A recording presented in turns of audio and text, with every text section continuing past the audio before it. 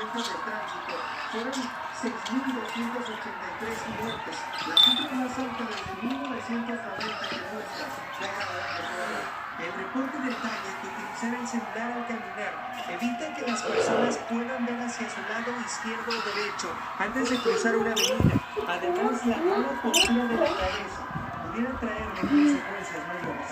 I don't see Mikey. Where's Mikey? Háblale a Mikey. Mikey. Recuerde que la Mikey, háblale a Anthony. Mikey. en la misma situación podría resultar en una tragedia. Francisco Fajardo, Noticias Televisión. Pues mar y tierra se forman en nuestro sabor latino de hoy con un